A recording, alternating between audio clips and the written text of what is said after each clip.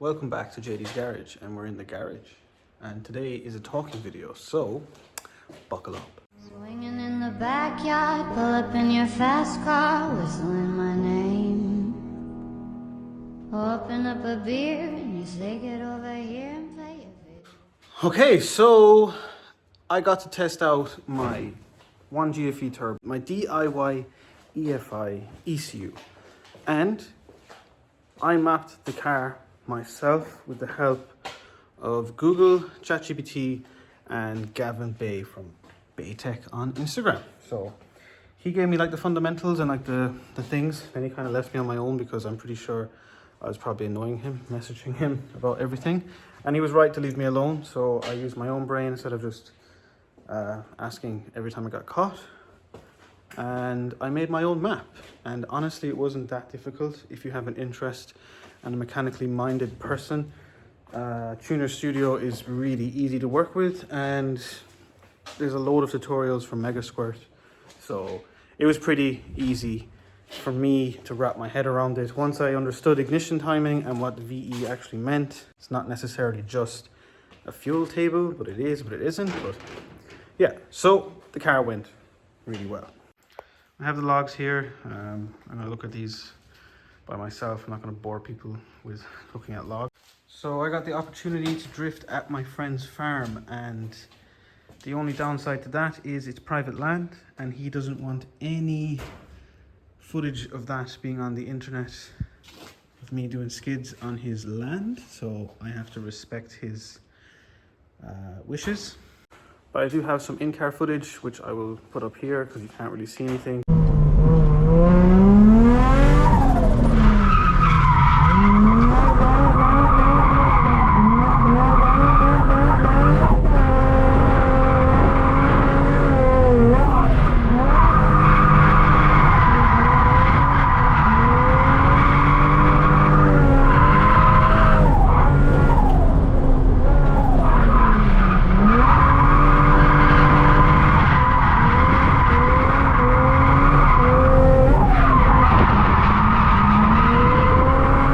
So at least you guys watching can like put some sound or proof to the pudding, but I'm not going to put up any outside clips because, yep, it is what it is. So the next track day I do is going to be sick. I can't wait. So the car sounds amazing. First of all, the Garrett turbo is working just as it should.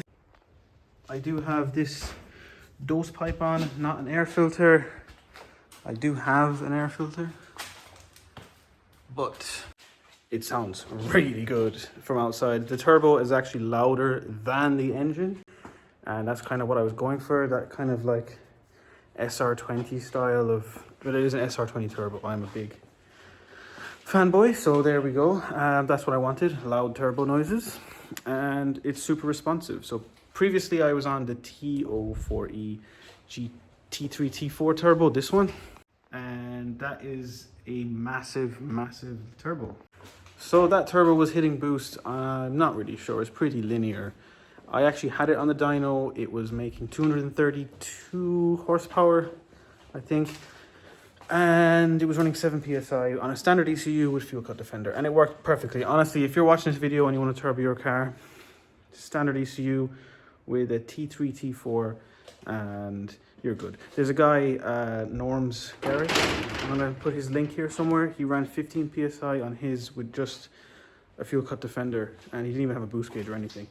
It's super laggy and it works because the power is coming on really late in the RPM. But when I drove the car, if I came off of boost or I was modulating throttle in a corner, it wasn't that terrible, but it would, I had to drive the car super hard, like as if it was NA, because if I came out of boost, it was game over. Like the car was just straightening up. Now with the GT28, I can modulate the throttle, way more drivable. It is a little bit less torquey because I'm assuming that massive turbo is just pushing so much air, even at the same PSI per se. So yeah, the drivability with the GT28 is much better. The throttle response is way better with the standalone ECU. And my AFRs are rich. I could have leaned it out a bit further. I might do that another time, but I just wanted it safe. I have it only on the wastegate. Now, plumbed up and mapped in, and I had it mapped for 10 or 11 psi.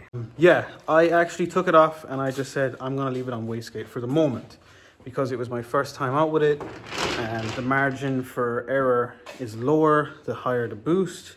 So I said I'm just gonna get it going on 7 psi, and yeah, it works. I'm running usually a 225, maybe a 215, depending on which alloys I'm running. And 225 in second gear, any RPM, if I just floored it, it would just spin the tires. And they are new tires, not part warns. So I don't think I need any more power. I'm not chasing million horsepower or anything like that. It's usually wet in Ireland, so every time I go to Mondello it's raining, so any more power is just... And if on smaller tracks I can just spin the tire at any RPM in second gear, I don't really see the need to go any higher. This ECU is plug and play ECU. If you watch my previous video of putting this ECU in, I literally just plugged it in. There was nothing I needed to do besides the cam angle sensor and the O2 sensors, the wideband. I text a few people that do remaps, and they're like, no, I won't touch it unless it's a Link or ECU Master or Max ECU, because they're like, ah, it's garbage. And you know what, it might be garbage in comparison to those ECUs, but I don't think it is.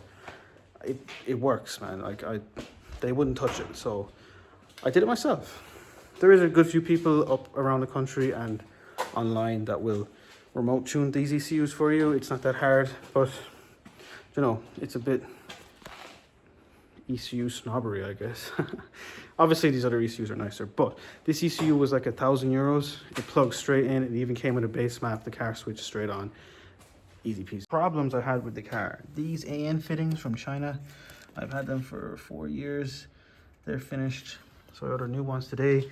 This power steering line, if you can see, it's kind of dark in here. I had to zip tie this out of the way because it was starting to get really hot close to the manifold, so I got to do some heat management with that. I have a slight oil leak from this fitting because it fully doesn't bottom out, and I can't put a crush washer on it, so I must figure that one out.